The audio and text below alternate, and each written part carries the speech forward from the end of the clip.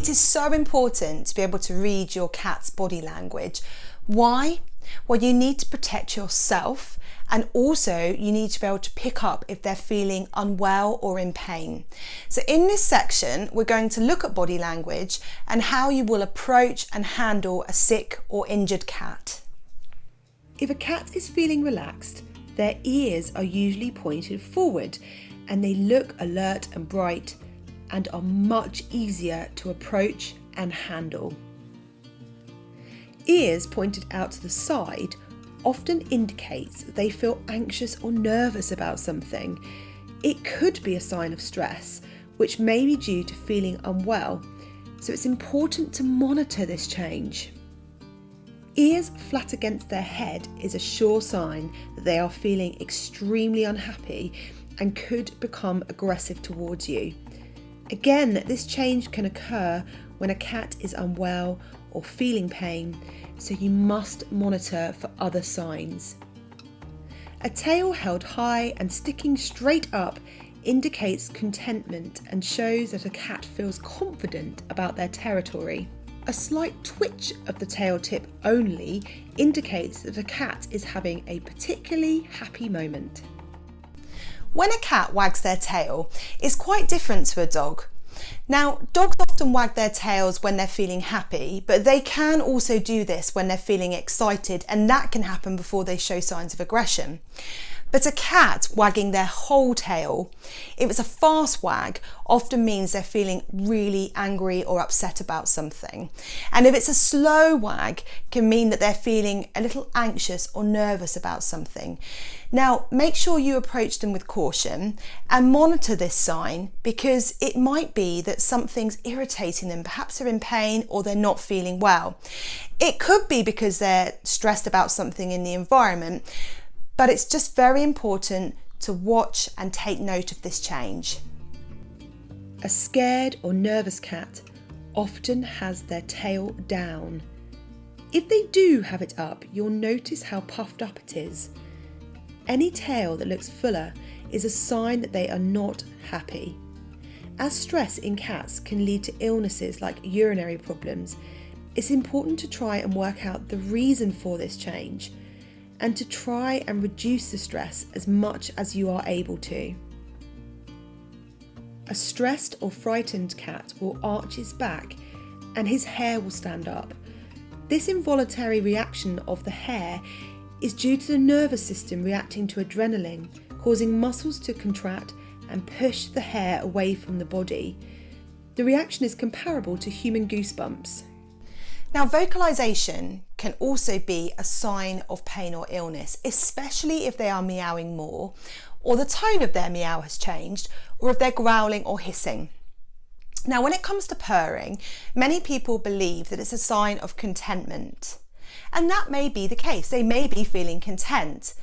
But animals that are suffering with pain and illness may actually purr because some experts believe that the vibrations produced help them to self-heal. So if your cat is purring more than normal, or perhaps you're not stroking them and they're sat there purring, which is abnormal for them, then just monitor this change, because it could be a sign that they're not feeling quite right. When cats are feeling stressed, potentially due to pain or illness, their eyes may look very dark due to hugely dilated pupils. Cats who suddenly start to lick their lips may do this because of stress. They can also do this when they have mouth pain or if they are feeling sick, so it's important to assess the reason why they are doing it. Let's look at some do's and don'ts when approaching a sick or an injured cat. Here are the do's. Get down low, approach slowly, read their body language, listen to their vocal sounds, speak in a soft and calm voice. Yawn at them, as this is a calming signal. Blink slowly at them. Now, cats blink at other cats slowly and at people to show that they are feeling content and relaxed. It's the ultimate sign of trust. You could blink slowly at them, so you close your eyes as though you're going to sleep and then open them slowly. Now, this is used as a calming aid, and it shows that you are not a threat and that you can be trusted. But one thing you must do is not to lock eye contact after having that slow blink. Turn your head away, and in a minute or two you can repeat that process. Let's look at the don'ts. Don't speak if the cat is having a seizure. Don't speak if you cannot maintain a calm voice.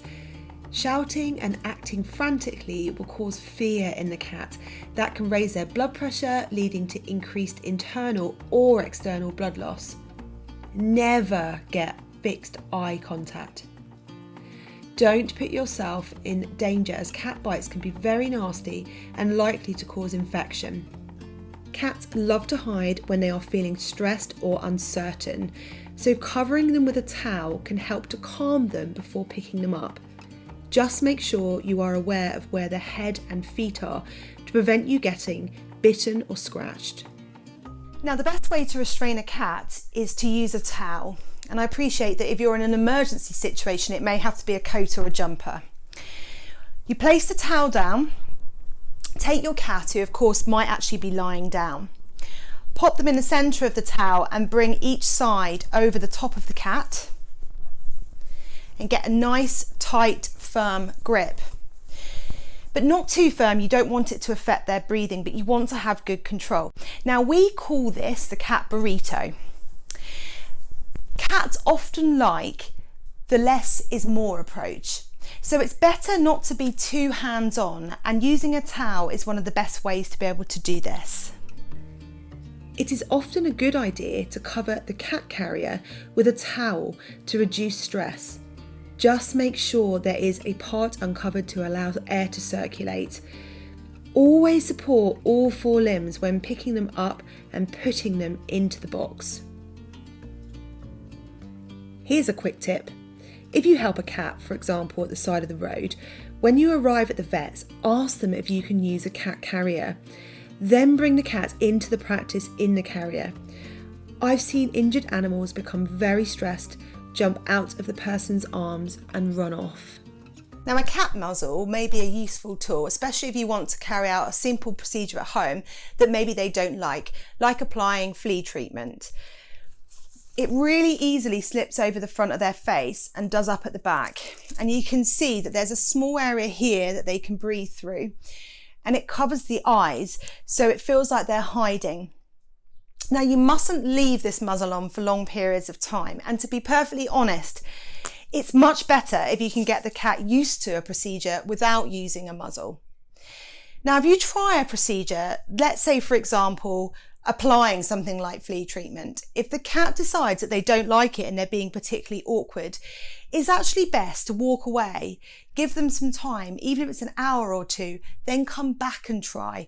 Let's gain their trust. That's the best way of being able to handle cats.